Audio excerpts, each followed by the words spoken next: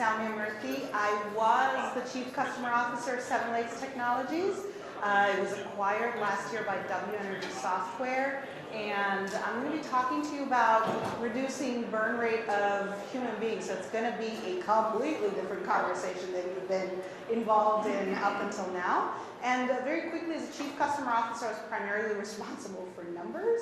And over time, basically I was brought in to do marketing and ended up owning sales as well.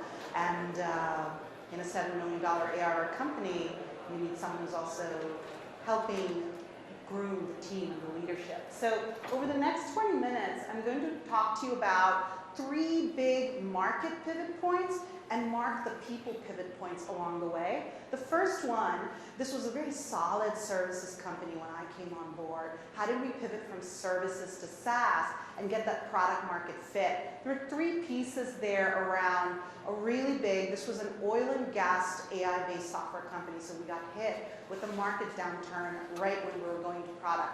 What did we do around focus that really helped reduce that burn rate? And also, we took that functional lens off and started to put a more psychological and organic talent lens. I'm going to talk to you a bit about what that did, and started to identify in-house talent of everyone from office managers to engineers on how we went to market around marketing.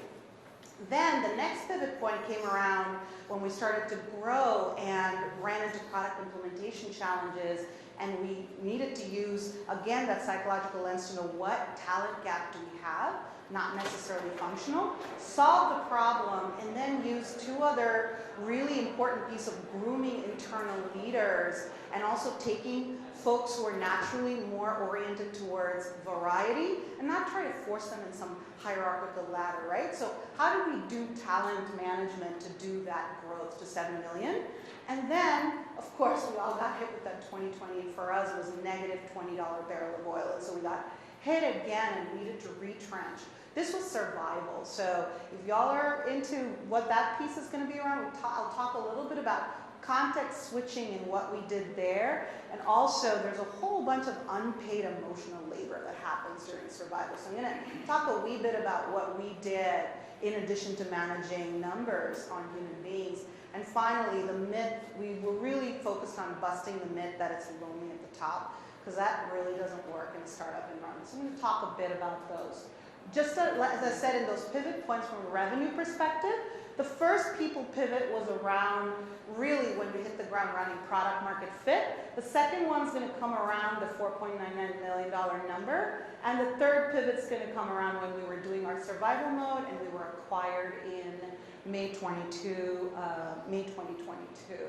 So, setting the footprint, pivoting in 2016. This was, like I said, a solid $15 million revenue services company. Awesome founder, awesome company. We were in the product stage of course I'm going to say that, product market fit. And the critical expertise this company already had from a functional perspective was oil and gas. Badass oil and gas exploration and production. And systems integration, really strong R&D engineering roots. Of the, towards the end of the 70, 52 of us were still engineers and remained that. We wanted to keep it that way, right? Roots in that stage of growth. And culturally, introverts, critical thinkers, super independent, very approachable. And our engineering base was in India, and the founder and the roots of the company was also Indian descent in America. I came in as a functional talent acquisition in US with US enterprise experience. And we brought in sales, marketing, and finance. Our CFO was there as well. In India, we continued to acquire, we had the Indian average, Bangalore average attrition rate's about 29% or so. Ours was at its best 11%. And so we had a really good, strong way of acquiring and retaining talent. And of course, we start off with a market decline right when we hit the ground running. So the very first burn lesson that we learned was, communicate change is actually medicine. So how is it medicine? market turns, completely shifts the way it buys, shuts down in a very dramatic way. Not just shuts down talking, it actually shuts down the budgets, right? So we use that. Our founder, to this day, just an excellent pivot master. And we had a team of very deliberative, analytical engineers who would have done analysis paralysis. We used the situation to say, let's focus on these 20 plus options that we have to go to market and really focus on 1 to 2 and signal to the marketplace using customer experience-led prototyping that we're all used to.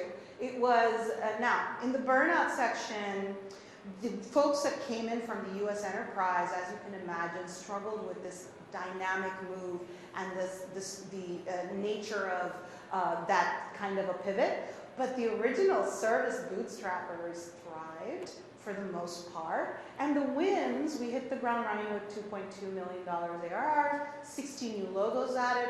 And the biggest part, in this market, if you don't have an enterprise deal, your marquee accounts, you're not going to make it for long. So we were able to hit that.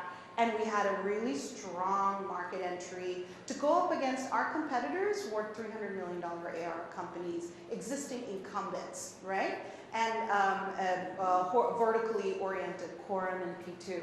So what we said was, hey, let's keep doing more of this, looking at our internal talent, but none of us were extreme talent experts. So what I'm about to show you is a lens that we in-house developed. Now, guys, there are a whole slew of AI-based and other personality profiling things. So please don't look at these, although it's in a box. Look at this more as a lens we created to start having normalizing language around organic talent. Because we human beings are complex designs, right? This is a psychological architecture of all of us. If we fully expanded and became Buddhas, we would be all of this, right? But we're human, and we're going to expand in particular ways and designs. Now, very quickly, when you look at that up top, how do you make decisions based on objects, thinking, or based on people? And we live in some kind of range in our way. And as you grow into the level of chief and run companies, you ought to have the flexibility, but this is one way. Left to right, how do you process information? Internally fully, or are you out there constantly externally processing, right? So what we did was, over time, we developed the language of, we couldn't just talk about the genius or organic talent, we wanted to also say, what does actual burnout look like? Because can we recognize it in each other?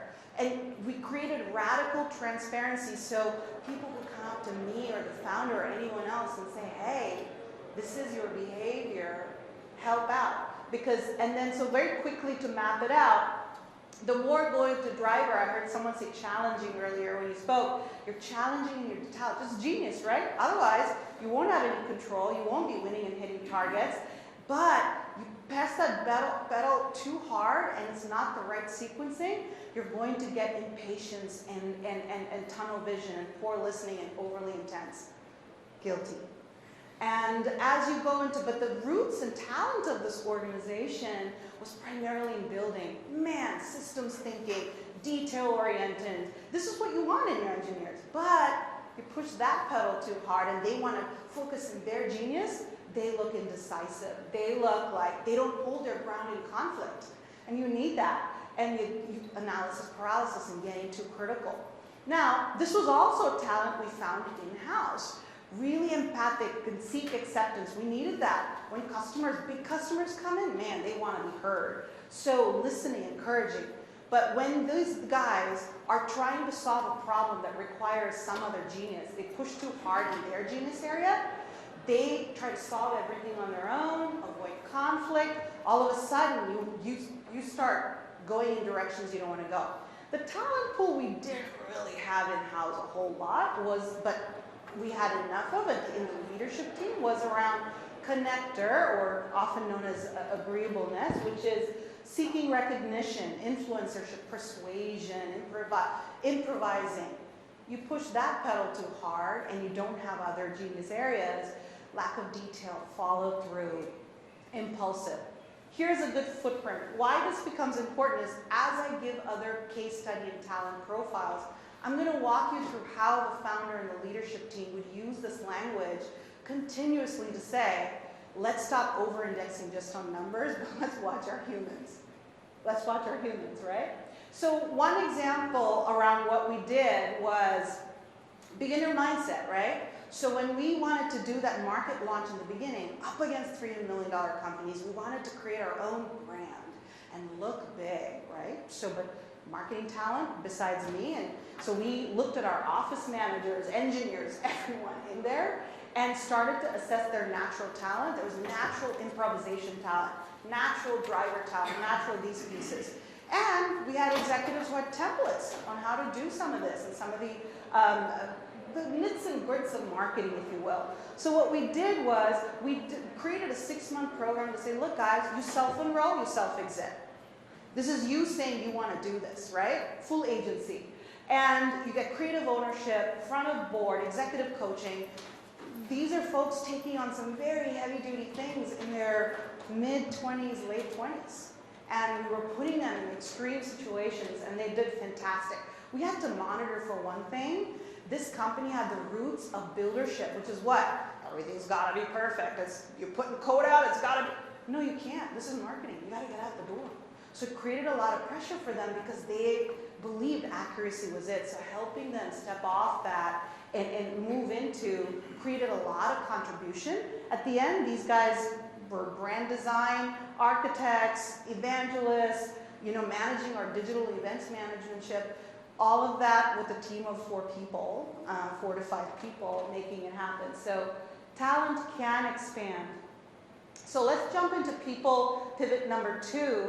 Over here, remember, this was when product implementation issues were happening, right? I'm going to talk about how do you address and quickly figure out talent gaps, and then where do you see natural leadership and can you groom them? Are they open? And then there's a type of X factor person. You know that person who doesn't want to be put in a box?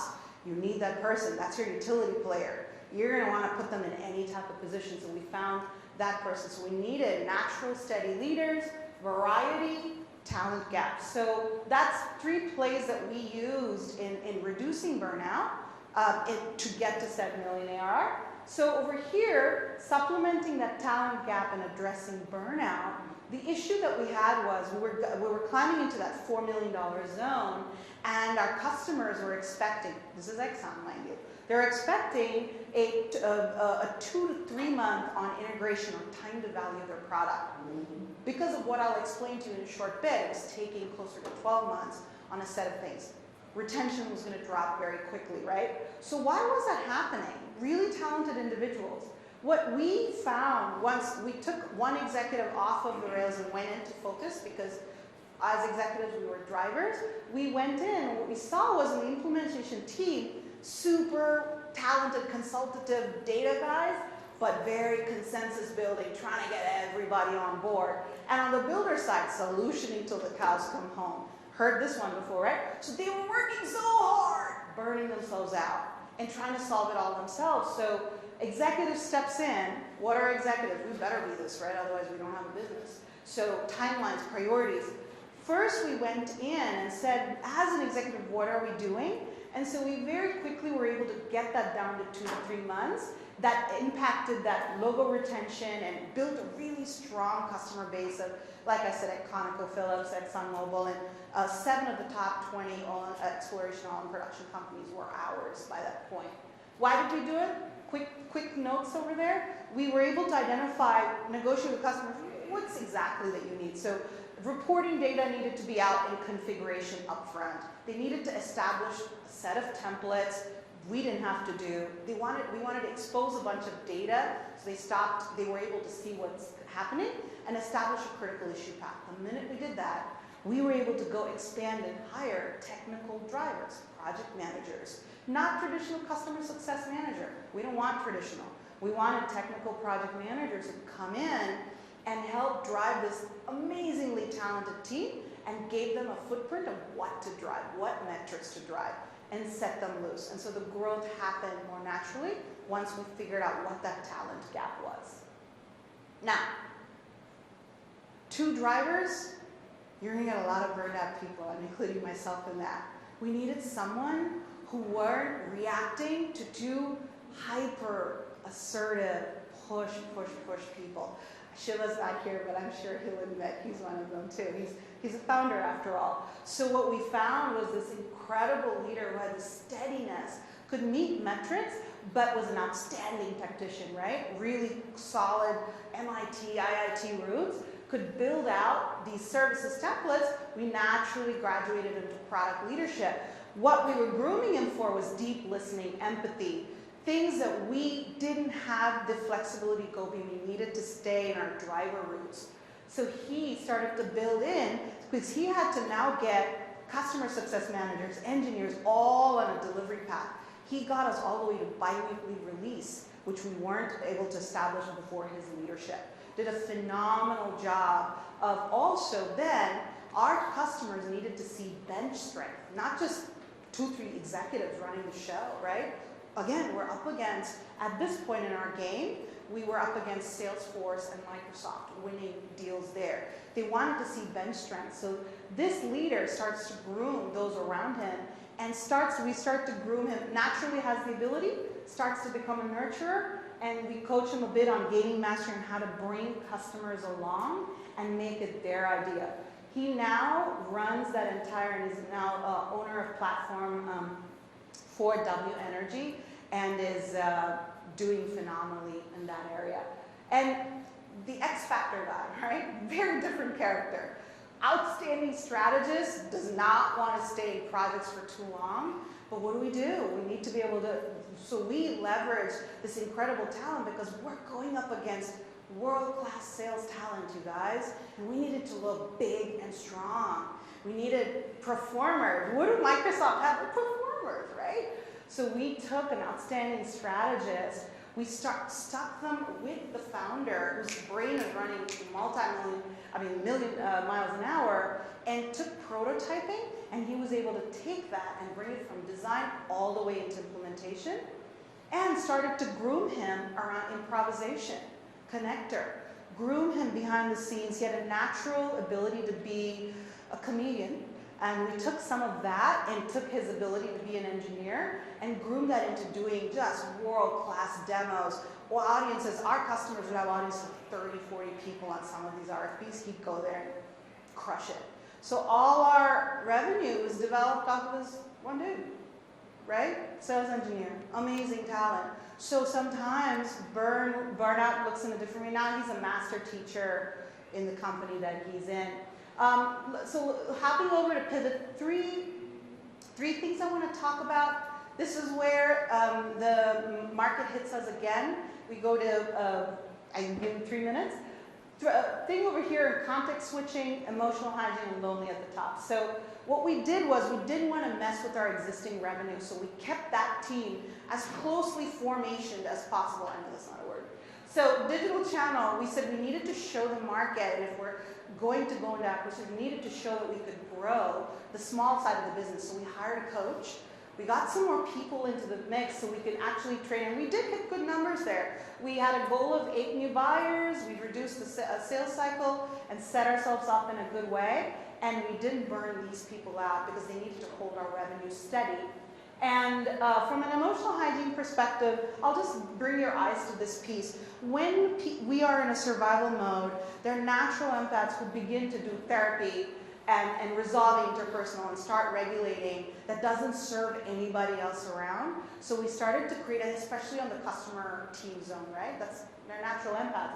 So we started to create, we could have, of course, done a much better job, but we created how to normalize emotional hygiene in a company of really regulated engineers. How do we create more emotional language and expression so it becomes more normalized in a team of leadership that was over-indexed towards metrics.